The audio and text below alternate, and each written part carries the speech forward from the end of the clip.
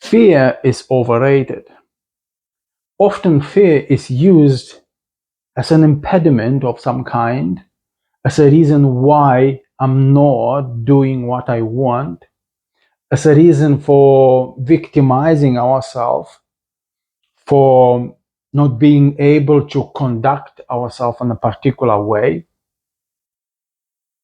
And fear becomes this enemy, this heavy burden, which we have to overcome.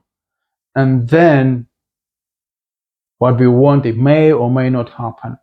So we give it fear a lot of focus rather than understanding what fear is all about. I want to talk about fear from a personal experience. Maybe you heard already that number one fear in the world is public speaking. So, and I was intrigued by that when I heard that for the first time.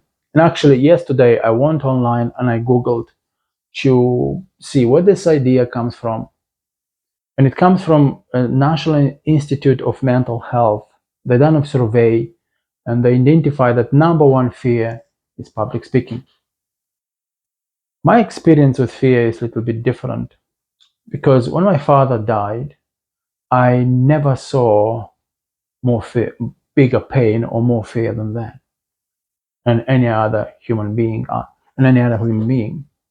And the way he looked at me, it was clear that fear is real for him to die.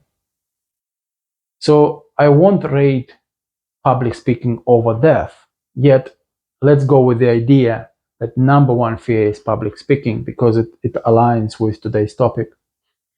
Now, and because the majority of people think this way. Now, when I was practicing to speak publicly, I went through a wave of feeling very fear. A wave of fear was overwhelming me. So I was kind of rejecting it. And what happens when we reject fear? We start getting worried, doubtful, anxiety kicks in, a lot of noise happens, simply because I'm avoiding fear. Yet we have a solution, a methodology. Let's put it that way. So the solution is practice and the fear will go away. That's what I did. I was practicing 4 hours for a 7-minute speech. And I've done well. I won few competitions on the club level. However, after I left that club, I noticed that fear keeps coming back. Fear is back. So now the idea is to go and practice again, right? So, but can you notice the addictive part? How am I avoiding fear rather than looking at what is driving that fear? So, and to speak directly to my experience, my public speaking practicing thing was an avoidance of being fear of avoidance of fear. Another way, I was denying how I'm feeling, and I was practicing in order to avoid how I'm feeling. And you can numb yourself. I was numbing myself and I was doing well. Yet underneath there was this wave, this volcano waiting to erupt. And you know what? It erupted until I went to the core of the problem. I wasn't able to deal with that fear.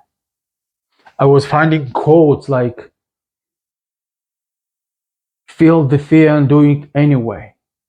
All those kind of things. They were in my experience because I didn't know how else I can deal with this fear. How can I change the relationship with fear?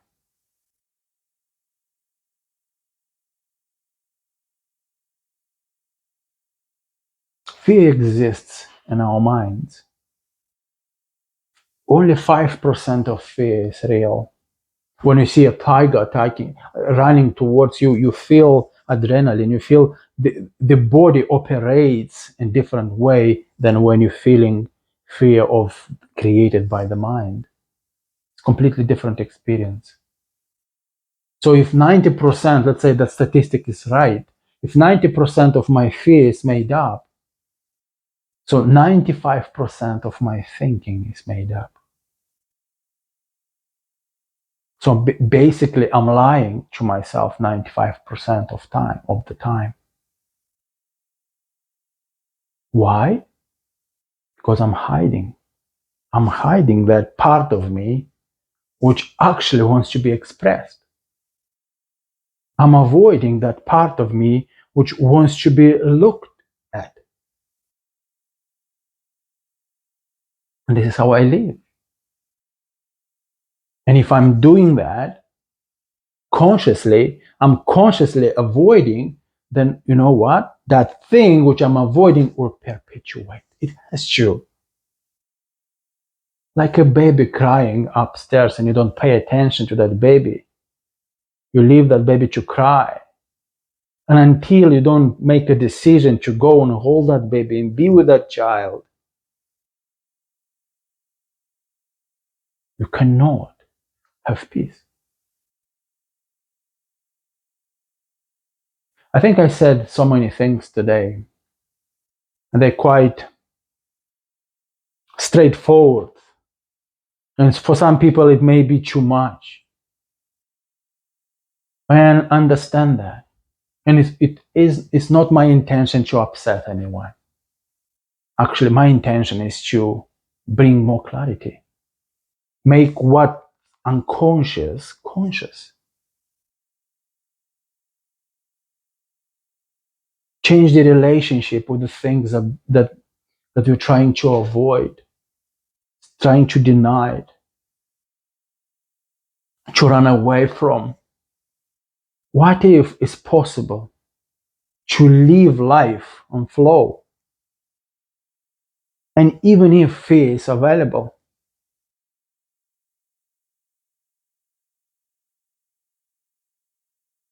picture son.